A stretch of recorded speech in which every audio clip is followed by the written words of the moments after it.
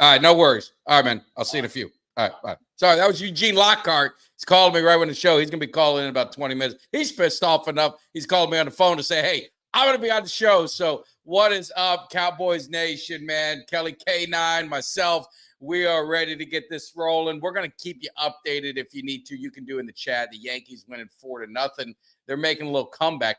I don't know if these Cowboys have any comeback in them. My man Kelly has been very passionate. So if you're looking for some heat and some anger and some stuff, you might have come to the right place. So Kelly, we haven't talked since, and I tell people this, we hadn't talked, we do by text, but we haven't talked by the phone about the game.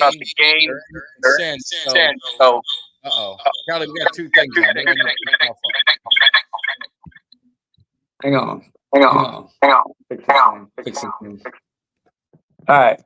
There we go. Sorry about that. All right. Sorry about that. A little feedback. No, we're all good now. So, Kelly, we hadn't talked. We did by text. I know the frustration. I watch your videos, of course. And Dallas doing bad is good for business for you. I do know that, but I'm sure you don't want it that way. But where are you at in your head with this team? I know you posted a lot about it, but let's hear it from the horse's mouth. I'm pretty down on this team. I don't have a lot of faith in this team doing anything going forward, and that's depressing. I mean, we're 7 games in, and I just feel like the season's over already. And like I can't be convinced otherwise. I know that I've seen some people that have. I think more people right now are kind of on with me than against that notion. I feel like every week it just gets more and more said. Or more and more agreed upon, I would say, is that a lot of people feel like me. The season's over, and it sucks, man. You're 7 weeks in, and it's already like now we just got to basically look forward to next year already. Yeah, and the funny thing is, we talked about it a little before, and I looked back at our records, week by week, and where we thought this team was going to be. And the funny thing is you and I had the same exact record after San Francisco, which was 4-3. So we're 1 game off. But like you and I were saying, it's the optics of the losses and the optics that you see in this offense and the optics that you see within the players in the locker room. And we'll get into some of that and some of the, the stuff that, obviously the Diggs thing that happened. And then you obviously have Parsons and Diggs on the podcast. There's so many different things that we can, you can kind of pick at, but the optics they just don't make you feel good. They don't give you any hope that they can get this thing turned around. Now, they're going to get some guys back on defense, but to me, it's the offense that's the biggest problem. Yeah. Great. I know the defense is bad, but I think it's the offense that has been the biggest problem. I agree.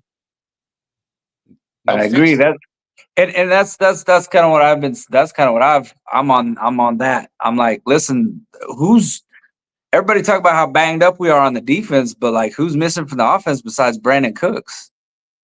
Yeah, and to be and my man recruiter, I haven't given up on the season, and we'll get into that. Kelly is not feeling good. He's not feeling good. No, my white flag is already in. Yeah. And here's what I'll say to those people that are out there that are trying to tell me, guess what, guy, we're getting guys back on defense. We're going to get Parsons back. We're going to get this back. Did y'all not remember that a 2-win Saints team put belt to ass on this Dallas Cowboys team at our home stadium? Did y'all not remember that? Don't matter that the people were coming back. We got our ass whooped already by a 2-win Saints team, man. Healthy, fully healthy. Only dude that was missing out there was Bland. Bland is not making a difference in that Saints game. You can put Deion Sanders in that Saints game and ain't making a goddamn difference. They ran all over us. Now, on the flip side, let's be fair.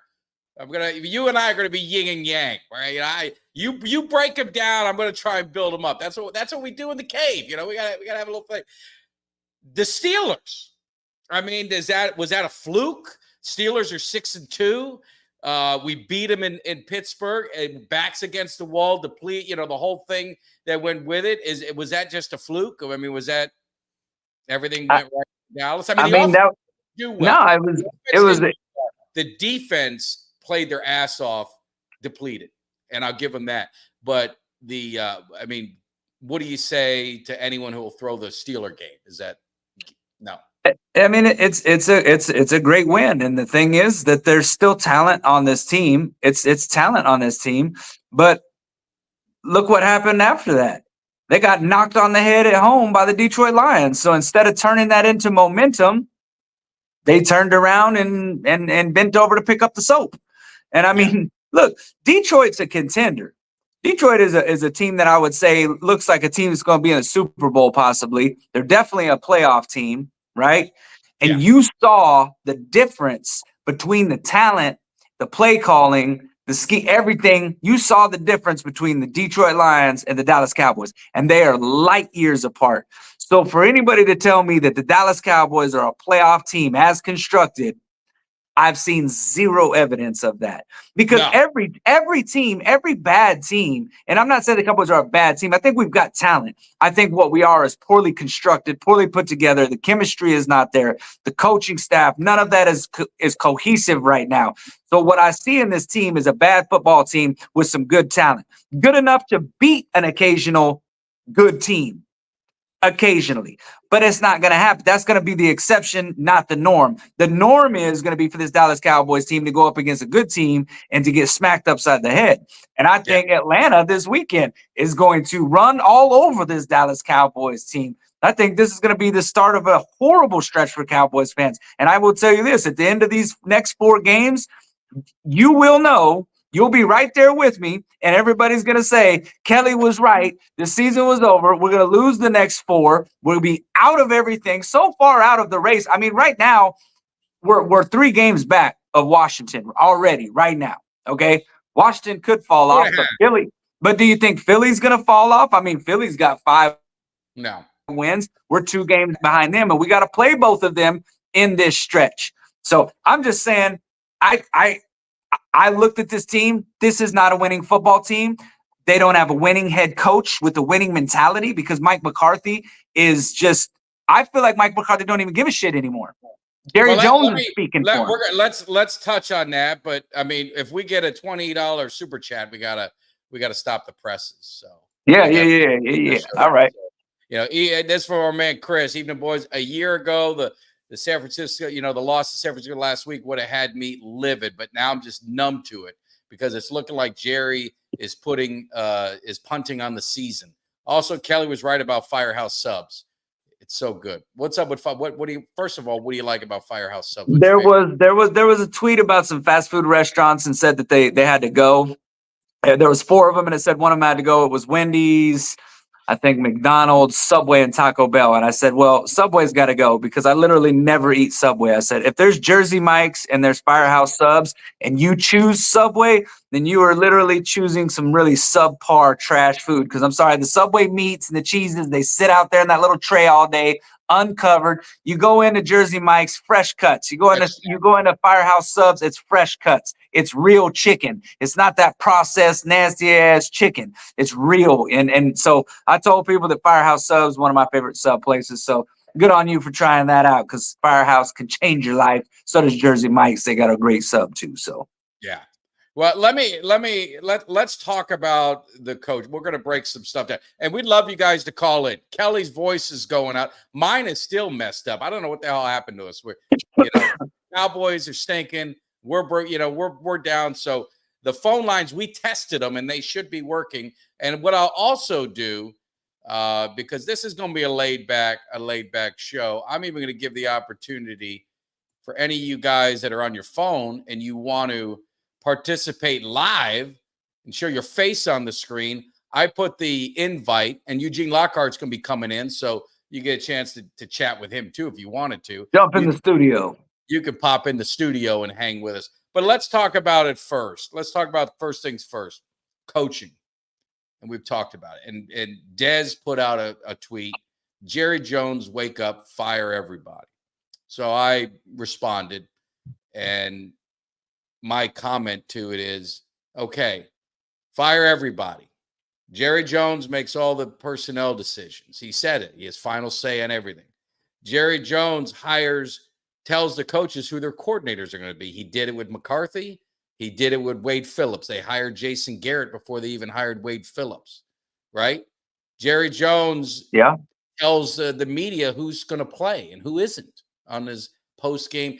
So you tell me what is going to, if none of that changes and Jerry stays Jerry, I don't care who you bring in, what's going to change? You can bring Jimmy Johnson in, here's what I said, and the results would still be the same.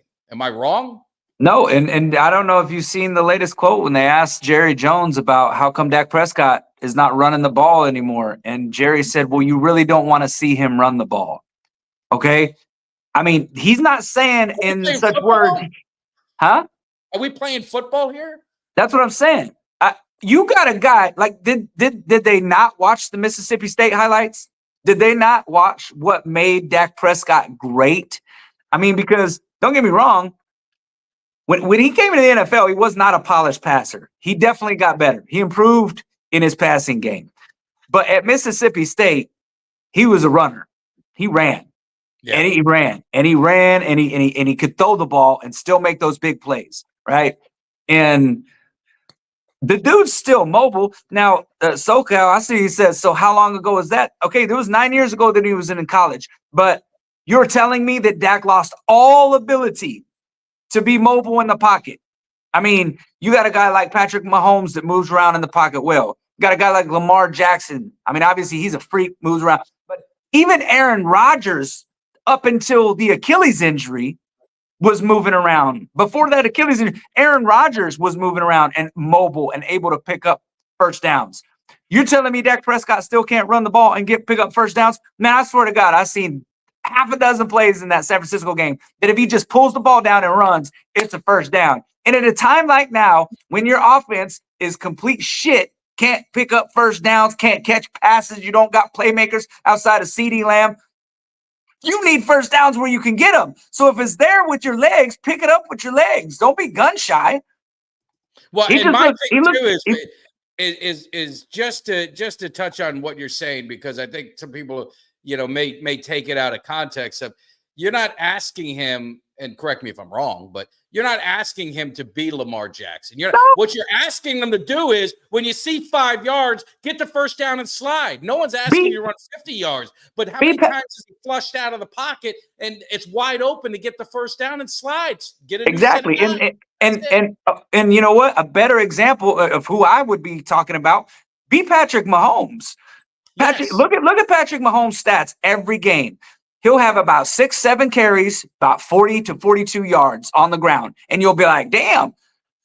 But if you watch his games, he's not just looking to run. He's looking to pass first. But when he needs to run, he picks up them crucial first downs. And it's always to the sideline. He's never taken big hits. He's not being reckless with his body. So it's not asking Dak to do anything that's going to get him injured. He's got the mobility. Dak Prescott is faster than Patrick Mahomes. He is absolutely faster than Patrick Mahomes. Yet you can watch Patrick Mahomes using his blockers and seeing the field and understanding when it's his time to pick up the first down. And that's a perfect example. So, no, we don't need to be Lamar Jackson or Jalen Hurts or any of them, extra mobile quarterbacks. Just be a Patrick Mahomes in terms of when you run the ball and how you run the ball. Be smart with it. He can do that. Yeah, absolutely, he can do it. He did it last year. So I did a video on Dak Prescott, just kind of just my thoughts on where he is this year. And I brought up the running. His yards per carry is like 2.4 right now, which tells you he's not running at all. He's like avoiding a sack and maybe getting back to the line of scrimmage where it's not a sack and it maybe gain a yard or something. He is not running when given the opportunity. And not at all. You are struggling with a run game. You are struggling with your offensive line. If you see opportunities, you got to take them. I saw the one play, and I don't know if it was that last drive or whatever. I think it was the last drive where he kind of got flushed out and you had 8, 9, 10 yards ahead of you, nowhere near. And all you had to do was get the first down or make it 3rd and short or make it 2nd and short, whatever it is. He's got to do it. And I don't know, then when you hear Jerry coming out, that just kind of like, I mean, really? I mean, yeah. You don't want him. You don't want him. Damn Tua. I mean, let's just talk about Tua. He's had concussion after concussion. If there's someone who shouldn't run and they tell you don't run, he still runs. And I'm not saying he designed runs, but he runs because it's football. Instincts take over. So I don't know why there is that. I just don't get it. Let me just say something right now, man. I think Captain Concussion needs to wear one of them goddamn Guardian helmets because he's gonna fuck around. He gonna fuck around and retire and he gonna be like that mush mouth off of what was that? The Cosby's, that show with the, you know what I'm talking about? That dude mush mouth. Fat Albert. Mush mouth. Remember mush mouth? So it'll be Tua when he retires with all them goddamn concussions. I don't know why he ain't wearing that Guardian helmet, man. But yeah, I saw him play the other day and he's still running the ball. He's tucking it and running it. Yeah, I mean, but it's instincts of football. I mean, James, you're probably right. And I mean, in James's opinion, he thinks Dak is gun shy. I don't think he wants to. He may be, you know what? There may be some gun shyness to it, and there may be some issues with the fact that he doesn't trust his offensive line, and if they're going to be able to like keep on a block long enough for him to get off. I mean, I think there could be a number of things, but when you hear Jerry Jones say something like what he said, when everybody has started to question the mobility because we notice it's just completely gone. Like, it's not just that he's doing it every once in a great while. No, it's gone. Like, he's not doing it at all. He's not running the ball. He's not picking him up for first downs. He's become Drew Bledsoe back there in the goddamn pocket. He's a fucking statue. And it's like, come on, you got moves, man. Yeah. I mean, how many times have you seen those things where remember the play action boot? And sometimes he would keep it every once in a while. He'd keep it and just waltz into the end zone. Like, where is that play gone?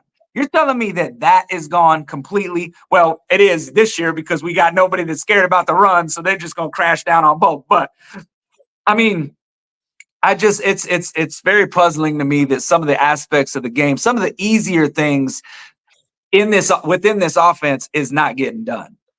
And talking about the offense, this is, we definitely can be critical of Dak in so many different ways. I don't want to make it the whole show about it, but we'll get into some of the other things. But looking at this offense, now this offense was the number 1, number 2 offense in the NFL last year.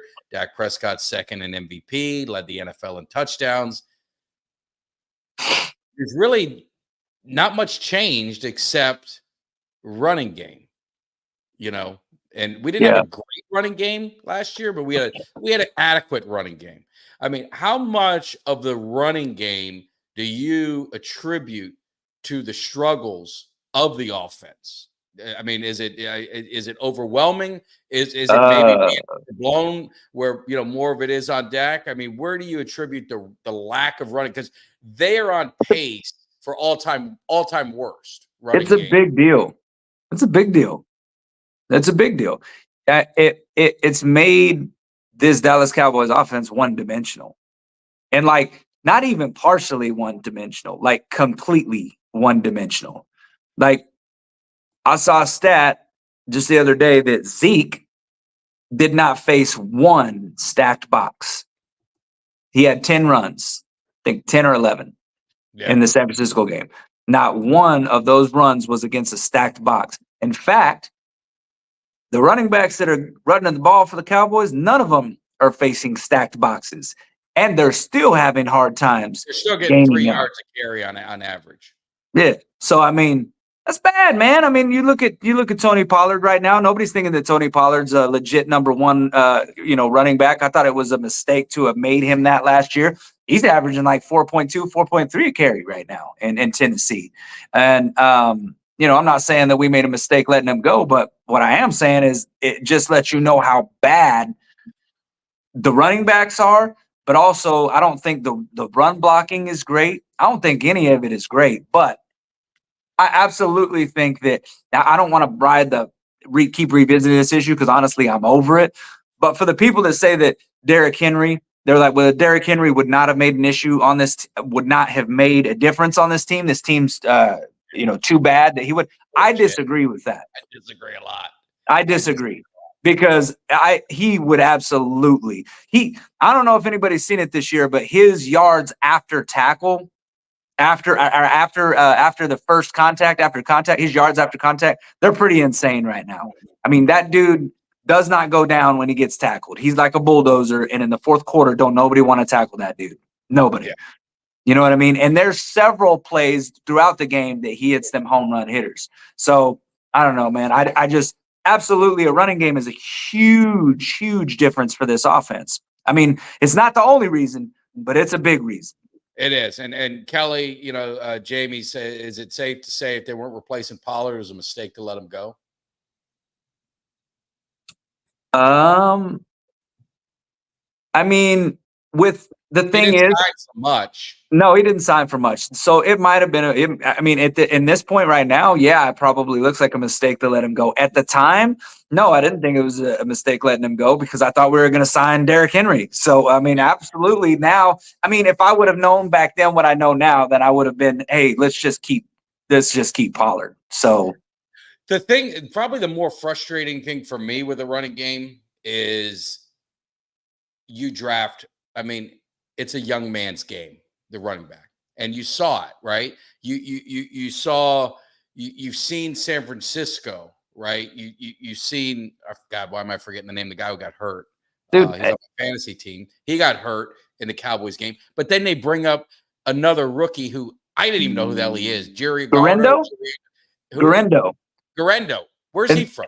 Well, so he filled in for Jordan Mason like 2 weeks ago and went for over 100 yards like 2 weeks ago. And then Mason, young legs. Why do we not draft a running back? Why don't you not have young legs? We have old legs. All our running backs. No, even Rico is, I mean, he's 5-6 years in the league. I'm talking, get a young running back, draft one. I mean, you recycle through them. You see so many teams do this. They always draft I mean, the Dolphins were stacked at running back, and they still grabbed Jalen Wright. The Jets really didn't need a running back. They go get Braylon Allen just to have in case of emergency. You see the kid that the Giants got. There's always these running backs that come out of nowhere that no one ever heard of or no name or whatever. It's like, why didn't they get one? I mean, it's just that's what's frustrating to me is they have nothing. You have nothing to turn to. They gave Dalvin Cook a shot. He really didn't get much of an opportunity, so I'm not going to say it's terrible, but you could see that they're just not – I just don't know if they're ever going to get a running game, and if they never get a running game, they're never going to go nowhere. Yeah. Well, you know, I just want to chime in here and say that is it just me or does it seem like that any running back that San Francisco plugs in is good? And does it seem like that any quarterback that they plug in seems to be good within that offense? I mean, Jimmy Garoppolo, NFC Championship. Diluted to it, that number should be working. If it's not working, let me know. But that number should be working if anyone's trying to call. Because you definitely can call in. It is. Yeah, but am I wrong about that? That it seems like San Francisco, no matter who they plug in. But it's Shanahan. Think back. That's what I'm saying. Yes. That's what I'm saying. Orlando Scary, all the Bronco, Terrell Davis, all the Mike Anderson. Remember they had that 4-year run of every quarterback or every running back got 1,000 yards. Every single one of them kept 1,000. That Shanahan scheme knows how to.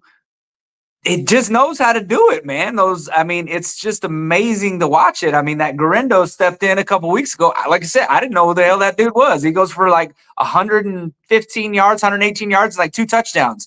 And I'm like, what?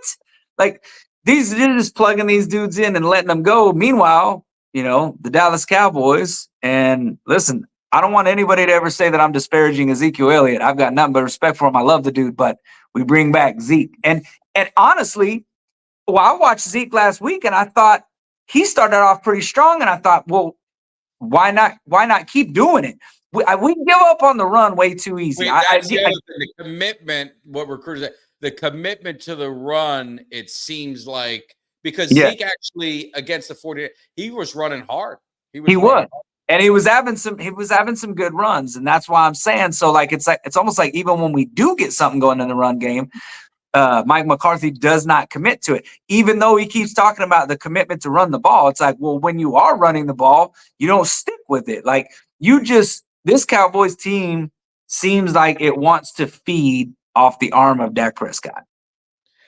Yes. They're putting a lot, they're putting it all on him. Let me ask you this, because this has been a hot topic too. Oh, I think we might have a caller, so let's hang on. We get a caller here. We're going to jump on this stuff. And we're going old school. We got John? Yes, sir. Can you hear me? Is it the lunatic? What's up? Hey, what's going on, brother? Not a lunatic, but hopefully you're. What do you got to say about these Cowboys? I know you're a passionate Cowboys fan. How you feeling? Frustrating when you see some of the plays that we were producing. We were moving the ball, especially on that touchdown drive against the Niners. And then you see, goddamn, those 3 and outs in the third quarter. It's like, hey, Big Mike panicked and went back to his usual play calling. And you could tell the Niners defense knew what was coming. And predictably, they stopped us. Yeah. And even Diggs in the Micah podcast, I hate hearing the same thing after the Green Bay loss. Hey, Green Bay, they knew what we were doing. They had adjustments for everything we did. And then you hear Diggs saying the same thing on the Micah podcast. San Francisco knew what we were doing. They had adjustments for what we did. It's like frustrating. We are down injured players. It happens. But now put your players in winning positions. We did it for one drive. And then it seems like we were, all right, that's good enough. We did enough. Now let's see what we can do the rest of the game. That ain't going to do it, especially when we had a chance to beat the damn Niners in Santa Clara. No, I mean, they started good. They blew an opportunity. I don't know if you saw it. They talked about it on 105.3. The Cowboys have been outscored in the third quarter like some ungodly number. It's like 61-10 or 61-19. It's some crazy number, and that goes to your point, the lunatic, of adjustments. And that's kind of like that second half. When you get in that third quarter, the adjustments are kind of made right on the coaching set, and it doesn't seem like the Cowboys are making any adjustments, and the teams are scheming against them. 61-19. Thank you, Albert. And it's been a major problem. Kelly, you noticed that too, I'm sure.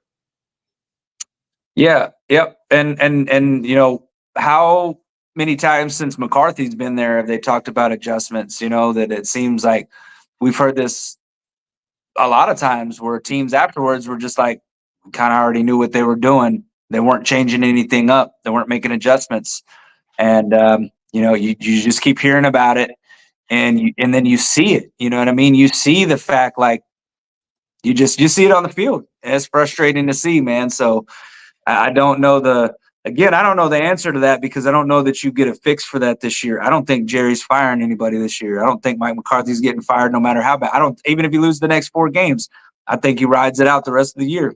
Yeah. And firing, it's not, I mean, you could fire him, but nothing's going to change. The year will be basically over. Jerry Jones has already told us he has regretted firing Wade Phillips mid-season. Yeah. That tells me now he's gonna let Big Mike ride it out. Yeah. No matter what, he's gonna let it ride it out. But again, going back to San Francisco game, you won the cop.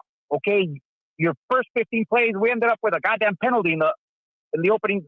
Penalties at the beginning, miscommunication coming off a bye week. That to me is coaching. Either you're not clearing it up with the players, or you're not practicing hard enough. I mean, I love McCarthy. Yes, keep him healthy, but goddamn, get them prepared for game day. No, I know, but they can't practice. They don't know what the heck they're doing. I don't know if you and I are in the same era, but like the days of the practicing back in the day, it ain't like that no more, man. It's. Oh yeah, the CBA has limited. You've got no tackling, no this, no that. But again, it goes back to, and you go to the post-game press conferences is like, oh, miscommunication. How are you going to have? Who the hell is not communicating in that bye week that you have these? You don't know what your assignment is. You don't know, hey, we're doing this. Yeah. That is what is frustrating. Yeah. Well, let me ask you this, Duluth. One last thing. I definitely appreciate you calling. People get nervous, but I appreciate people who break the ice. What is your? Are you on the season's over? We're pretty much done. Are you on, hey, there may be opportunity for these guys to get it right? And let me just throw a few things out there for you just to be the optimistic one. Kelly's on one side. I'm going to play the other side. Not saying I'm all this way, but we got to have yin and yang here. the Packers were 2-5 last year. You saw what they did. The 49ers have started the season 3-4, 3 of the last 4 years. This is their third time doing it. The last 2 times they did it, one went to the Super Bowl, one went to the NFC Championship. So I'm just wondering, is this fixable? Could this get better? Or is it pretty much just buckle up and get used to what we're seeing? You know what? I'm going after the Atlanta game. That's my determination. We lose, tank it. That's it. Let's start getting young players. Let's see what we got. Because you mentioned 2 teams in Green Bay and San Francisco that their coaching staff ran circles around ours. Yeah. I don't see that coming from a 1-year, final year of his contract, 1-year defensive coordinator. I don't see that circle the wagons as what's the name on ESPN. Nah, that ain't going to happen. Yeah. Berman, I don't see that happening this year because that's what Jerry wanted. He said, hey, I'm going to give you less stuff. Now let's see what you can do with less things across the board. He told that to our head coach. He told that to our franchise quarterback. So guess what, Jerry? You're going to get what you put in. And that's why, I think we're 13th right now. We're picking 13th. Yeah. Heck, that's it. If you don't get an effort that you're comfortable with after Atlanta, that's it. Let's get that higher draft pick. We already got 10 draft picks. Let's see what we can turn, trade down, get as many picks, because I'll give the front office this. The more I see about the salary cap, looks like if they want to go in all in, it's going to be either in the next 4 years or the next 3 years. What we expect to be all in. Look, man, I don't have 3 or 4 years. They could have went all in this year if they would have signed again. See, that's what Jerry is doing. He's getting people to believe, oh, well, we couldn't get all in. We had to sign our guys. They could have done it. I just watched Kansas City trade and get another guy. You've watched them get Chris Jones. You've watched them do what they got to do. To me, and I just would, and I love passion, so I hopefully you're not offended by me screaming, but that's just what I do if you know me, right? So, but I look at this team. McCarthy's the same coach that won 12 games 3 years in a row. I don't think that's been done in the Cowboys in forever. Landry days. I think Jerry has basically set these guys up to fail. He set McCarthy, set Dak, because they did nothing. We all knew, you knew, my wife knew, my kid knew, my daughter knew, Kelly's granddaughter knew that we can't run the football and we struggle to stop it. And we did zero to address it. And that's why I've got no faith in Jerry doing anything. I always say they got to win in spite of him. But what he's done, the culture of this team, like I said, going down, you saw it with the way he was on 105.3 with those guys. And then, coincidentally, 2 weeks later, Diggs comes out and berates the media too. So it makes it seem okay. It makes it seem like it's all right to do. So the problem with me with the Cowboys, it's just so much bigger. It's so much bigger than McCarthy. He's going to fall on the sword. Dak's going to fall on the sword if it don't work out. But the one who's coming out unscathed, and I hope he doesn't, is Jerry Jones and the way they're running this organization and the way they're doing this team. No, more and more fans are starting, thanks to YouTube, the content creators that go back and say, wait a minute, that, the pie, the salary cap, nah. Other teams have done it. It's just you are reluctant to do it. Other teams are winning their way. Why are you trying to go across the stream? Even though, as Jerry said, I created the stream. Well, goddamn, you created the stream, but you're going against it. So, Jerry has some work to do to win over those fans, because under 30, I do not. I tell them, look, I wish you could see the glory days, and I wish you could, because that's all about trash talking now. Yeah. You want to trash talk. We wanted to trash talk against San Francisco. We thought in that first half, I was trash talking that first half. I said, hey, that's it. We're coming back. You know what? You came back, but our defense is playing all right. And then that third quarter happened, and here comes the trash back coming right back at me. And it fucking hurt. Yeah. But you wanted, like, hey, I understand. This franchise is not giving you anything. I understand you want to go associate yourself with a winner. I'm not. I'll take my death by 1,000 cuts. I've seen my 4 Super Bowls.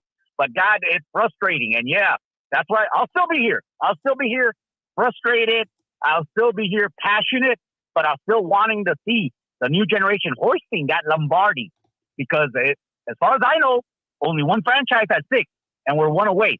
We're a little further away than we want to, but hell, we'll hopefully we'll get there. Yeah. But brother, thank you very much for this call-in.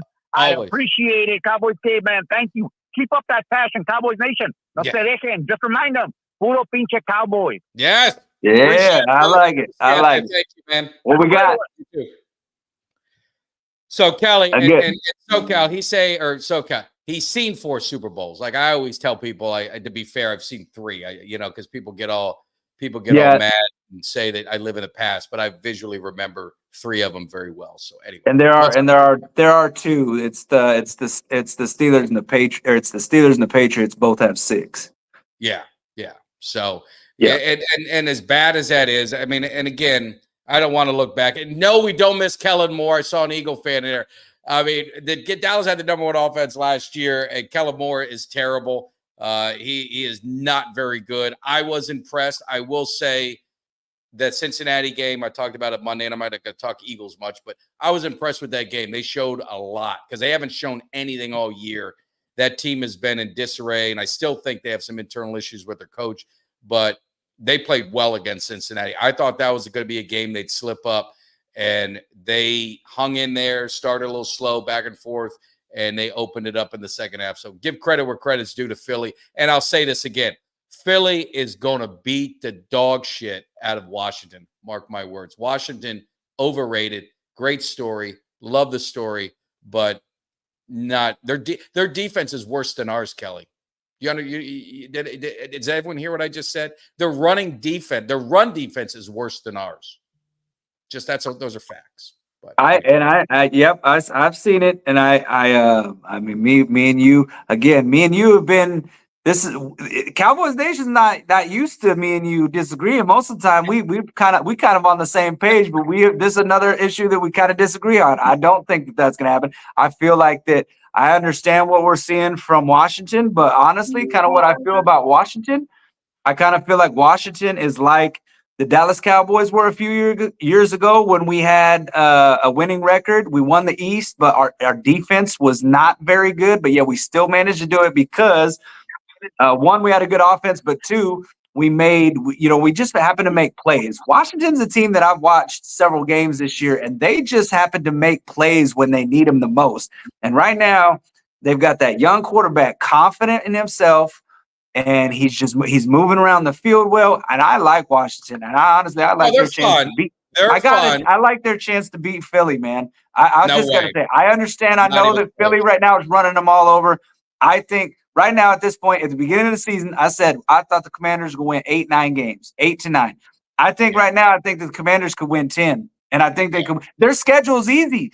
Outside of Philadelphia, they don't play a lot of top-heavy talent. The rest of the way out. We got a caller on here. What's wait, let's get this call. Who we got on here in the cave? Hey man, what's going on, man? It's B Shift. What's up, man? What's going on, man? Not much, man. Shout out to y'all, man. Just I love all the Cowboy content. So anytime we got a new Cowboys podcast kind of emerging and thriving, man, I'm all for it. Well, we definitely appreciate it. Appreciate that. More importantly, where's your mind with these Cowboys? Oh man, I'm looking forward to a top 18, 15 pick. Honestly, because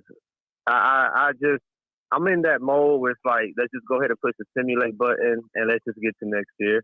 And it's not so much of, I don't care that we're getting blown out because we've been like, that's been the problem, is getting blown out by good teams. I don't care if like Philly beats us this year. Like they're not a contender either.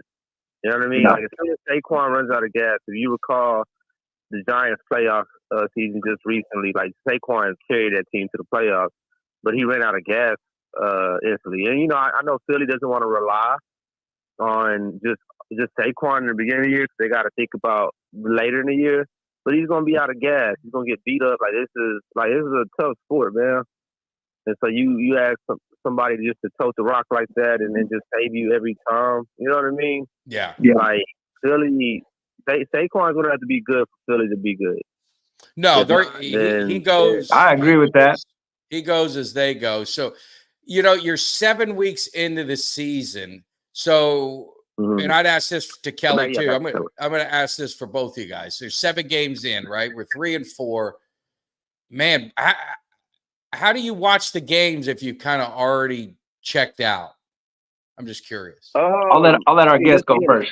Honestly, have you been a fan of this team for 30 years? You know what I mean? And Jerry Jones is still your owner. You just watch it, man. And I guess for me, like as I get older, man, I'm learning to be like less emotional with the game. You know what I mean? No, I'm the same. I'm not as wound up where it ruins my whole week like it did when I was in my 20s. But yeah, for sure. But I want to I want to see him win. I'm screaming and I want to see them win the game, right? Yeah. Right, Kelly? What do you say? I feel like we'll be competitive in the Falcons game and the Buccaneers game. I feel like we can beat those teams. I mean, I think those teams also are flawed. I feel like when we were 5-2 last year, people weren't giving us the praise that they're giving to Washington. You know what I mean? Or whatever we were at that point, right? We've had winning teams, but the problem has been like we can't knock off contenders. Like, cool, you almost beat San Fran, but you got the brakes beat off you by the Lions and the Ravens, which means you still can't go to the playoffs and do what you want, what you need to ultimately do this franchise to kind of get that monkey off your back, you know? Yeah. Well, my guy summed it up exactly how I would say it when he said, "How have you been a Cowboys fan for 30 years?" That shit hit home right there when he said that, because think about how many bad seasons we worked through. Like, I'm telling you, I remember watching when there was some of the bummiest quarterbacks, you know, Drew Henson out there, and I'm convincing myself somehow we may be able to win this Sunday. So listen, I'm always, even if I've given up on the season, I just literally came out here just now and said, I think the season's over. I don't think this is a good football team. I don't think we turned it around, me personally. I hope that I'm wrong. I've never wanted to be wrong so bad in my whole damn entire life as I do right now. I want to be wrong. Throw it in my face, say you were negative. I don't give a shit. I'd love to be wrong. I don't think that I am, though. I don't. No, the odds are in your favor. And I would say, you know, there was a time I drove to Atlanta to watch Ryan Leaf lead the Dallas Cowboys against Michael Vick. I mean, we were going to win. Had my I think that was Joey Galloway, probably had Joey Galloway, whatever. I forgot what quarterback it was or the receivers were, but I was believing that we were going to win. And Joey's going to be the next Michael Irvin, man. He was so fast that. Yeah, I get exactly. You know, Troy Hambrick, man, he was just going to take off and pick right off where Emmett. Yeah, you know, we believe in Troy Hambrick. I was talking about Avion Kason was one of our. I mean, we had like all these bad running backs in time, and that's the frustrating part. I think Dee and with Kelly is like the Cowboys. They showed it like the last 5 years. I think it was the Cowboys' regular season record is top 5. The last 7 years, they're like top 5. Last 10 years, they're top 7. This team is what Steven was hanging around the rim. They've been hanging around the rim since the Tony Romo start, and they have zero to show for it. And you got to luck your way in.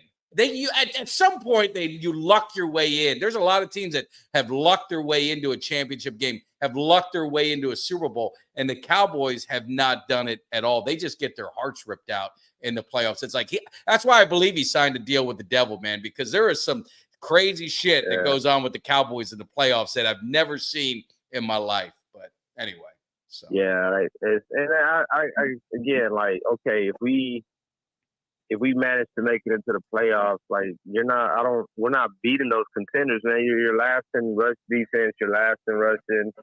I mean, I think. Man, honestly, I think because I think Houston is probably your toughest opponent moving forward, and you know they just lost Stephon Diggs. But I mean, I'm gonna have to see Washington and Philly beat us, you know.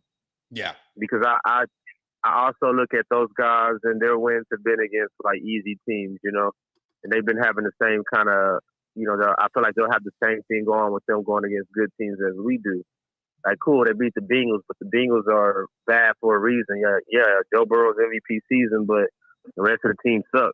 Yeah. So, like, I mean, again, and you know, we've been doing it with key pieces, you know, out. And yeah, we got the brakes beat off us by the Ravens, but it's the Ravens, like we lose to real good teams. But I think we have a chance to like contend within our division. I don't think our division opponents are just that much better than us. I really don't. No, but I would say, and definitely appreciate you calling in, is I would say, Kelly, if you don't, and I know you getting to the playoffs is important because anything can happen, but if you think there's that big of a gap between us and Detroit and who would it be? Detroit is really the only, who am I missing? Is Detroit Green Bay? Green Bay's Minnesota. They're starting to fall a little bit. They're well, see, and the thing about Minnesota, man, the NFC North only has played what, like 1 or 2 games against each other. Yeah, they're going to beat each other up a little bit. Yeah, they're about to, they're about to beat each other up. So I mean that's still all that still has to happen, and I don't like, again, I just don't think that we're ready to contend. Like, you look at the Chiefs, man. Like, how are we going to go against that defense with our running game? No. Yeah. I mean, if you were to ultimately make it to the ultimate goal, So, yeah. No, man, I say, man, let's get that top 15 pick. Let's get some guys in here and just pray to God that they bash this owner enough this season. This is one time I've really seen the national media take to the fact that Jerry Jones is a bad GM. It's always been the quarterback, the coaches. He has gotten some heat this year. Yeah, he has gotten some heat this year, and that's good to see. Yeah, so if that could like really change things, but I mean, the dude's a billionaire. Like, what's he really hurting for? Like, he says he wants that ring, but I don't know, man. But man, I'm gonna jump off. Man, all right, man. I appreciate it, brother. Yep, hey, appreciate the call, man. Appreciate it. All right. I mean, that's a thing you look at, Kelly. Go ahead.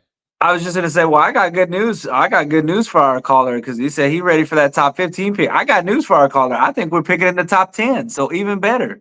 I think we'll be picking in the top 10. So and just to sum up, I know I did hear him say that he thought that we beat Atlanta. I do not think so. I think Kirk Cousins is gonna pass for 400 yards. I think Bijan's gonna rush for like 150.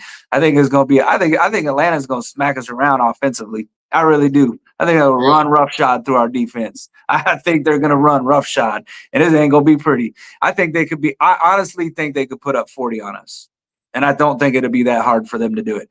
I've seen their wide receivers running around wide open, man. I mean, Kirk Cousins right now might be looking – I know he's a stat patter, and you got to see him do it in the playoffs, but right now he could possibly be playing the best football he's played throughout his career.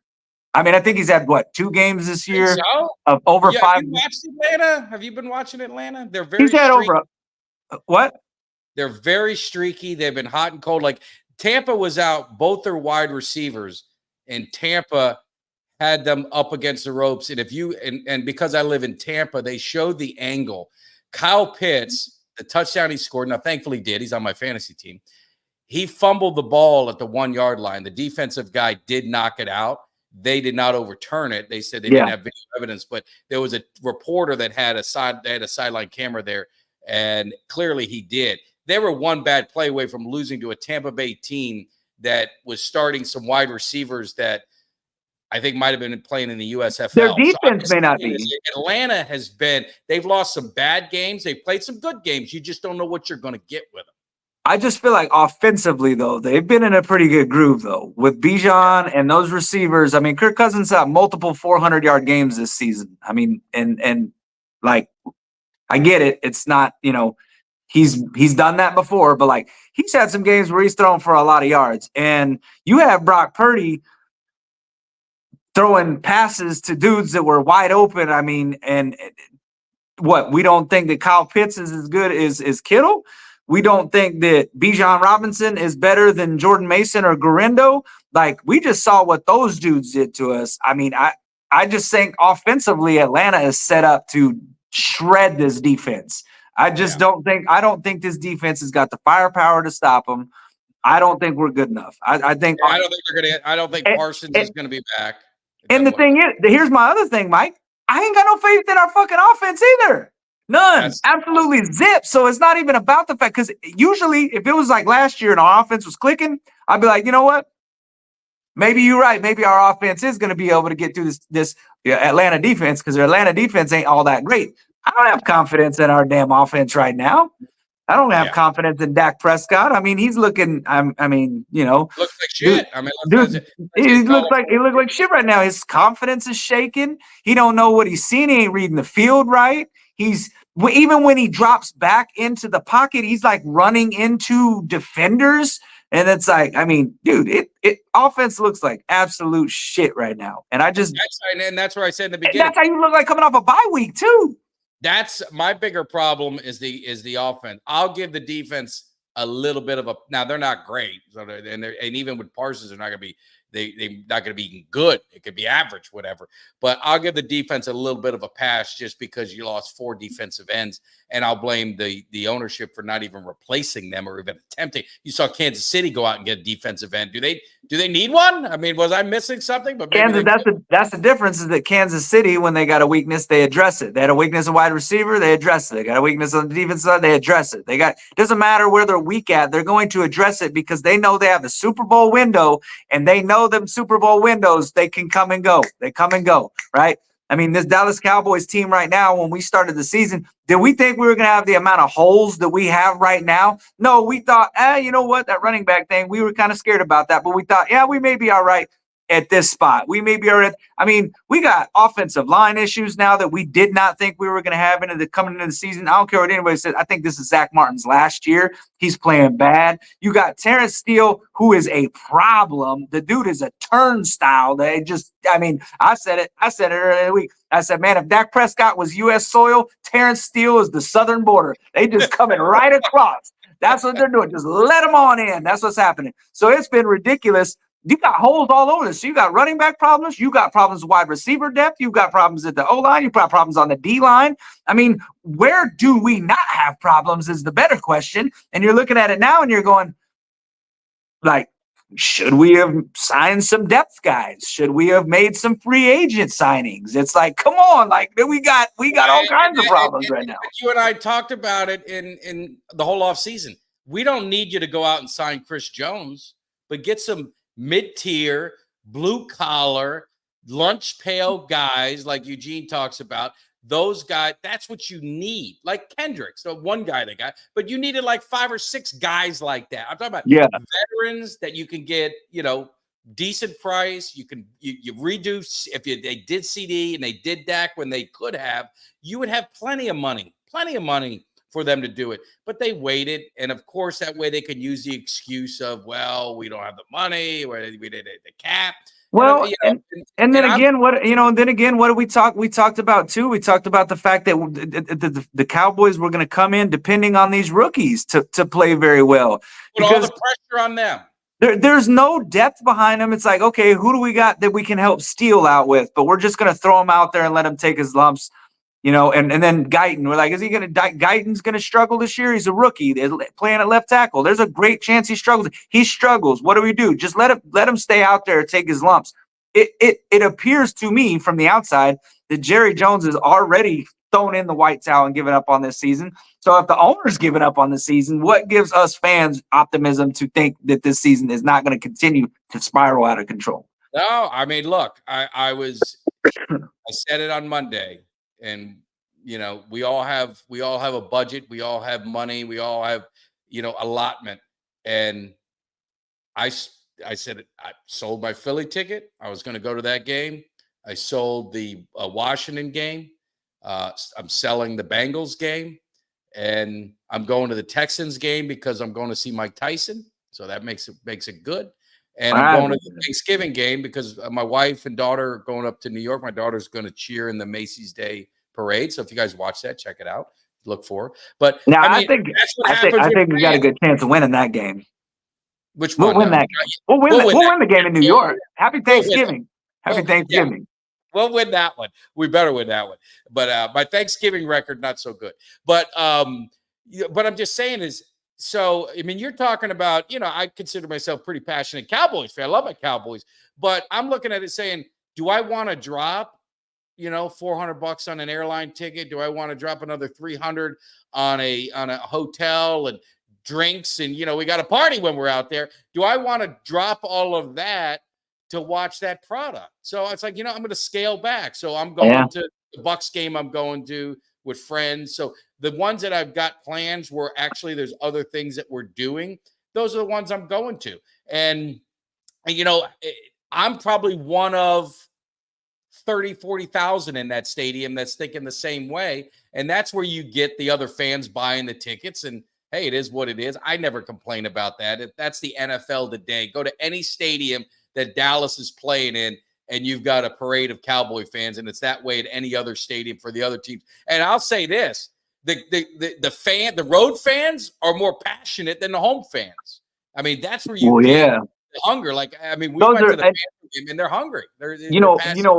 You know why I think that is. Part of the reason why I think that is because these road fans, a lot of times, this is the only time they get to see the Cowboys is when they come close to the area that they live at. And Cowboys Nation is huge. So obviously, when these fans get a chance to see them closer to where they live, because most of these fans are in closer proximity to that stadium, they come. So they're absolutely elated to get to see the Cowboys. Whereas in Dallas, a lot of the people that are there, they either have season tickets or they're all the time. They kind of take it for granted. They get to see them all the time. So I think that's why you get that crowd, because that's when you get, not to say that season ticket holders, because I know you're one, I know Mark's one, aren't passionate. But what I'm saying is these people are like the diehards that you're getting in there. They're the people that don't get to go to a lot of games. So it's like when you get to go to a game, that's an experience for you. It's like you love it. You're there. You're taking it all in, and you're screaming your lungs out, and you're celebrating with other Cowboys fans on the road. And I think that's what makes that environment like that. Is you get those true diehards out there that bleed blue and silver, not a lot of the corporate people that are up in the Cowboys deal that don't want to stand on third down and shit. I've never understood that. Third down, I'm standing the hell up, So that's why I think that is on the road. And it is, though. I mean, it's a good thing to see, because at Cowboys Nation, they tend to take over road stadiums. And so I feel, and if you look at the Cowboys lately, they've been playing better on the road. In fact, I would argue to say they've played their best football on the road this year. And, it's a lot of it's in part to those fans. And I feel for those fans that were out in Santa Clara that went out there. I know there's a lot of Cowboys fans out in California, a lot of them in attendance. So I feel for the ones that had to go out there and watch the Dallas Cowboys come up short against a hated rival like San Fran. And just to be clear, I don't know if he's putting it at me. I don't live in Dallas. If I lived in Dallas, I'd be at every game. I live in Florida. It costs a lot of money to go to the game. So I don't go to every game anyway. Can't. But if last year I did, if it's feeling good, I'll find a way to hustle some money to go. But if I'm not getting the value in the product that I want to see, I'll just watch them at home, just like 99.9% of the fans in the NFL. I'm not going to drop $2,000, $3,000 every time to go out there if I'm not appreciating the product. That's just business, man. That is business. I got 2 kids, I got a wife, and I got responsibility. And if I'm taking food away from them, it better be for a damn good reason. And that's for the Cowboys to be whooping ass. That's just my opinion. I've seen us get the shit beat out of us plenty of times too. There's no guarantee, but it's disappointing as a fan to see kind of what you're seeing. Now, I'm not digging my grave yet and throwing dirt on. I still think there's optimism for a few reasons. They hadn't played a lot of division games. They're undefeated in the division. The division's not that good. This or that. I've seen teams get hot, whatever. Do I think this is a Super Bowl team? Not so quite. But I'll tell you this, man. I mean, a team that I'm very jealous of right now, or envious of, I should say, would be the Kansas City Chiefs. Just watching how they've done what they've done, and they're doing it with their defense. Patrick Mahomes is having arguably probably one of his worst seasons statistically. Yeah. But what I will say is he makes the plays when needed. When they need winning plays, Mahomes is making winning plays. And not to get too off topic and not to get too much, because we talked plenty about Dak Prescott. But what I will say about Dak Prescott is I definitely don't put the whole entire blame on him. I feel like there's a lot of Cowboys Nation that is putting a heavy, heavy load of this blame on Dak Prescott. That plain and simple, is ignorant because you're just not watching the whole scope of it. We have got problems all across the board. We have not made things easy on Dak Prescott. What I will say Dak Prescott is failing at is ball security and not turning the ball over. You can affect that.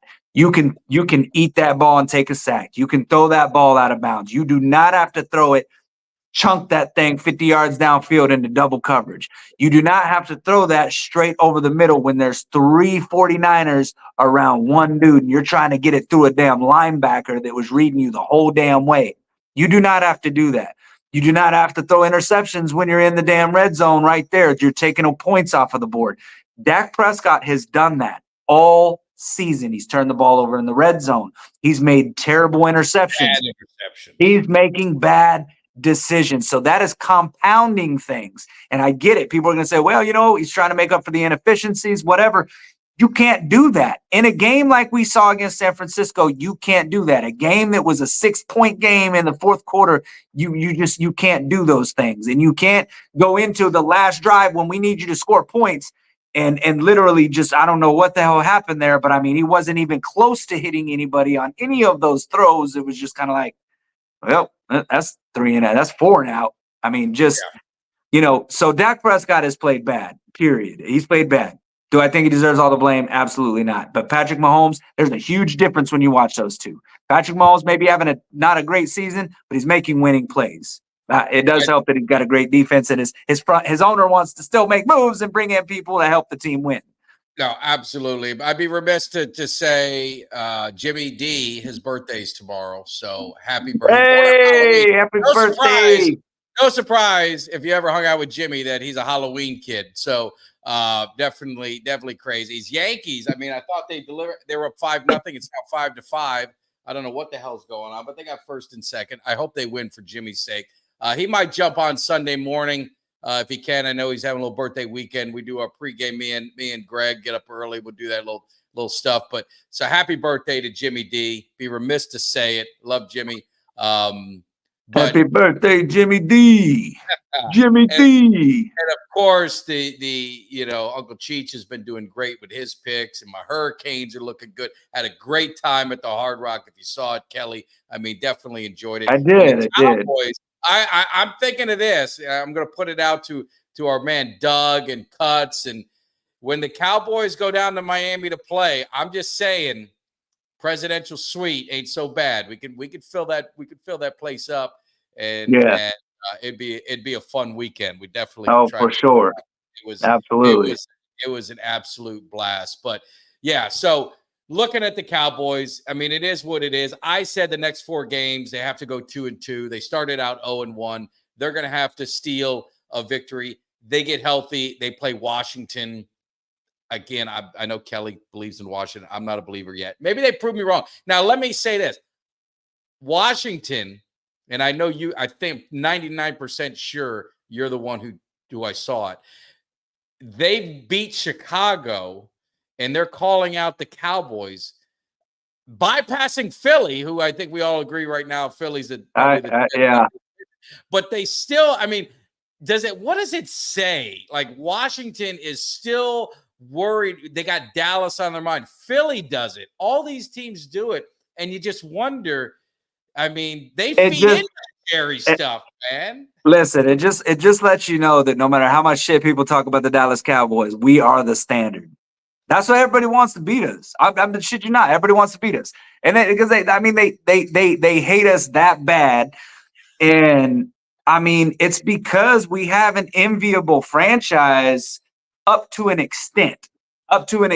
Like, the Flyers cheerleaders, you know what I mean? Saying we got it's just big. It's Hollywood, man. We're like the Lakers we're like the Lakers and the Yankees. That's why when you get these fans that are like, I'm a Yankees, Lakers, Cowboys fan, people are like, get the fuck out of here. But It's what we are. The Cowboys are the premier franchise in football, and we haven't won in 30 damn years. That's but what's so crazy. We're still the standard. We're still what people want to be like. They want to be like. They want to dress in the flyest gears. They got the flyest colors.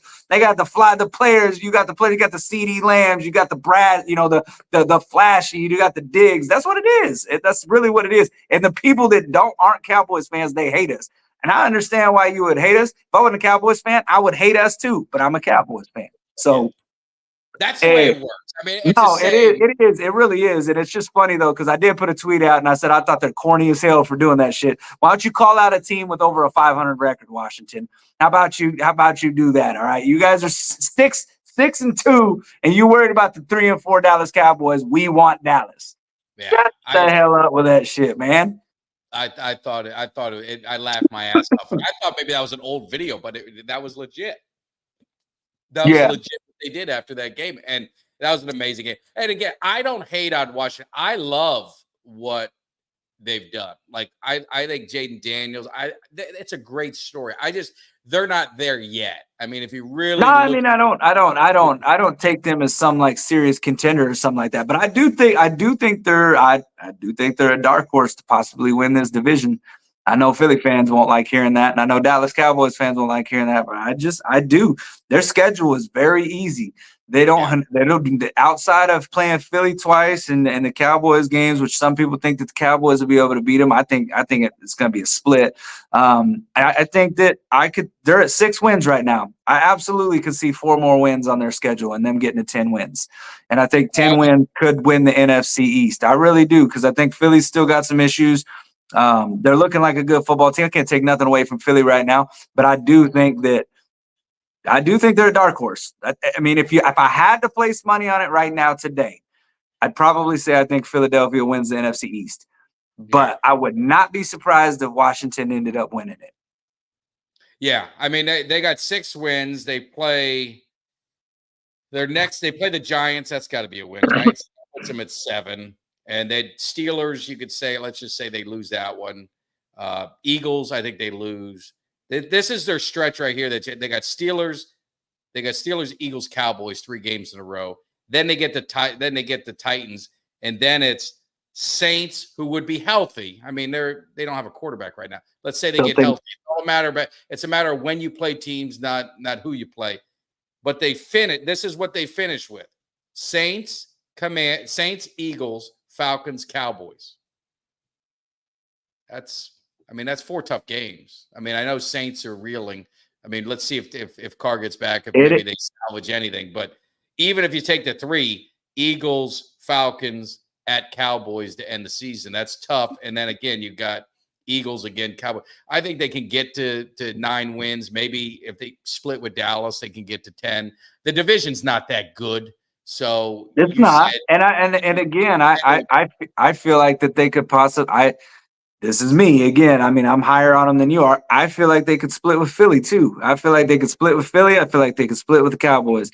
And I feel like, that's 2 wins right there. I feel like the Giants is a win, the Titans is a win. That's my 4 wins right there for Washington right now. And it could be a thing where they end up upsetting one of these other teams. You saw what happened to the Bears. I mean, that was a crazy win, but I mean, look, they were in a position to win, right? And we talk about that all the time. You want to be in a position to win in the playoffs. Well, you got to make the playoffs, right? Is that a position to win? I mean, my Miami Hurricane, Tyreek Stevenson, he was the one who was, just stupid. I love my Miami Hurricanes. Yeah, he was jawing at the fans. Yeah, I mean, you saw what he did though. If he didn't do what he did, they weren't going to get it. He went in and batted the ball.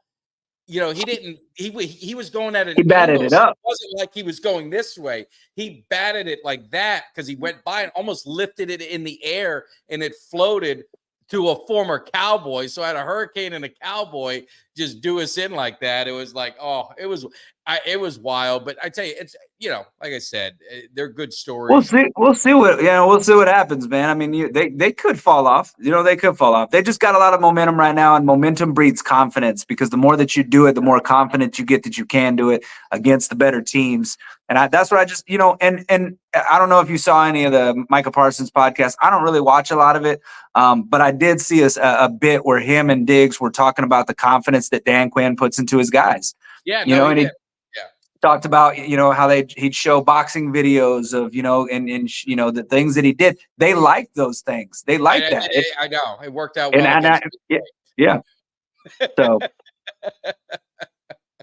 Green Bay, it didn't work so good against Kelly. Where were these hype videos and the shit? It did not work so good against Green Bay. You know what, though, man? I swear to God, I still sometimes look back at that and think about that Green Bay game and think if Dan Quinn just really wanted out and did not want to be included in that and thought, you know what, this could get me fired.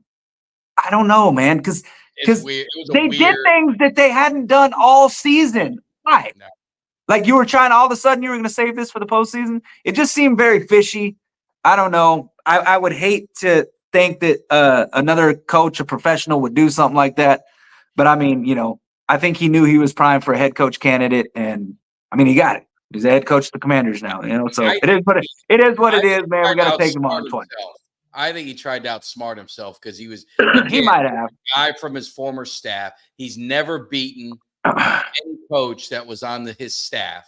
All those offensive coordinators from that tree was there. He's been a night, and it hadn't. None of them. I mean, the Dolphin one was the closest one that they had, but anyone from that tree, from that offensive tree with Shanahan, he has not been able to beat. So I just think maybe he said, "I'm going to show him something different," and it backfired badly. And I just think the Cowboys, it's going to be the Achilles heel until they prove it. But I mean, Dak Prescott is Tony Romo. I mean, great regular seasons, but when it comes to crunch time, he's just not showing up enough to get him over the top, and that's just can't argue with that at all. Yeah. So anyway, I don't even think we're going to waste our time with predictions, because I think you kind of know where one is leaning. I'm actually leaning towards the Cowboys because I predicted the Cowboys will beat Atlanta, Philly, lose to San Francisco, lose to Houston. So I think they'll sandwich 2 wins in. They'll hang around 500. Schedule gets easier down the stretch, and maybe they eke out 9 or 10 wins. I know, Kelly, you want them to win 5 for the draft picks, but I look for today. I just can't. I can't fold like that. I mean, I remember 1-15. I thought we'd win these games. I just can't bring myself to it. But I don't disagree with you. I don't disagree with any fan who's fed up and frustrated. I think we all feel it. We just express it in different ways. So I love the way Kelly does it in his videos. Your videos have been now therapeutic, I think, for all of Cowboys Nation and for me as well. So we definitely appreciate it. Make sure you're healthy. I know you're not feeling good. Make sure you get healthy, because we're going to need you on Sunday. And if they win, are you going to be positive? Or are you going to be? Oh yeah, yeah. Okay. No, listen, I already said that I was going to, if they won, I said, listen, Cowboys Nation, what you got to do is you got to cherish each one of these wins. So every time they win, you need to bask in it, because these wins, I feel like there's not very many more wins coming this season. That's just how I feel. So when the wins come, I'm going to celebrate the wins accordingly, and I'm going to be happy, and I'm going to talk my shit, because you know what? Them haters are going to talk shit to me every Monday regardless. Regardless. So if we win, I'm going to talk. I don't care if we only win 2 more games this year. I'll talk like we won the Super Bowl after each one of them. So, and I do the same, and I'll do the same. I mean, it's like, you got to have that mindset. And I just didn't know if you're going to give some tough love. I didn't know if I didn't know if you're playing that tough love card. You don't want to get too soft on us. You know what I mean? Oh yeah, look, no, I'll be proud of Kelly this year. I don't want you softening up on me. I'm gonna be happy. Don't get me wrong, I'll be happy. I might throw in a couple of little what do they call those? Precursors. I might throw in a little bit of precursors in there and let people know, like, all right, hey, listen, we did this, but pump your brakes. It don't mean we about to win the Super Bowl. We still got some shit. It just depends on how the game plays out and how it goes. But listen, like I said, man, I want to be proven wrong more than I've ever wanted to be wrong my entire life, Mike. I mean, I'm telling you, I get absolutely zero pleasure in doing these post-game videos after a loss, none whatsoever. But what I do like to try to do, amongst trying to tell how I really feel and express my feelings unfiltered, I also like to try to provide a little comedy, man, because I feel people need to laugh and be able to, like, if we can't look back and like laugh at ourselves and be like, you know what, man, shit, at least we're all in this together. We all feel the same way, right? So I can express it that way. And like you said, if it comes off as therapeutic, it's therapeutic for me. If it's therapeutic for other people, then it works out for me too. So that's just really what I'm doing, is trying to say, hey, this is how I feel. And that's it, So my favorite thing, and I did it one time in my video, I think it was during COVID. I did the paper bag, and I ran in with the paper bag. And to me, paper bag over the head is just the funniest shit with the paper bag. So I got a request. If the Cowboys get their ass and they lose, I need you just to have the paper bag over your head during the whole video. I need, well, so here's the enough to where you can see your mouth move, you see like the cartoons. That's what I want to see. Here's the thing. I'll do it. I'll do the whole video of paper bag. I need to get me a paper bag. I found this big oversized bag, and it wasn't even really it's a paper bag, but it's like a big happy birthday bag. Didn't fit on my head right, but I'm like, fuck it. It's all I got. I'm going to throw the bag on after this, and I'm going to say, how about them Cowboys? And that's what we're doing. So, but yeah, you're right. If we get smashed, I'm going to be at the store this weekend. Get yourself I will get a paper bag, mouth hole, whole video. Yeah. You got to get to where you can, like in the cartoon. I will get it. Exactly. I will do it. Oh God, man. Yeah, that's all you could do. When things go south, comedy is the best cure, man. So we'll get through these days together. More importantly, we appreciate all you guys. It's 5-5. The Yankees didn't do anything yet. Some guys on opportunity. You guys have a great weekend. Make sure you hit that subscribe, hit the like, hit the share. More importantly, I appreciate. I know Kelly does, and all of us. These are hard times, and I know it's like shit, man. It's do I really want to talk Cowboys in this? But you guys have continued to support the channel. The channel's been growing every day, every week. We get new subscribers, so it's really a tribute to you guys spreading the word. We love doing this. As you guys could probably tell, I'm less of a Twitter guy. I'd rather do this all the time than even mess with Twitter. I enjoy the talking. Kelly, Kelly's what we call our 5-tool athlete in the cave. He goes after people and he'll embarrass you. Don't ever crack on Kelly. Don't ever get in an argument with Kelly on Twitter because you'll never win. Then he does all the comedy videos. He does all the different things. So Kelly, you're the 5-tool star of the cave. So we definitely appreciate it. I hope you feel better too. So yeah, I appreciate it, man. This does make me feel better. I do like coming in here and chopping it up with Cowboys fans and knowing that there's millions of Cowboys fans out there that feel just like we do, and there's thousands of them that come. How many of them that come through here on a weekly basis?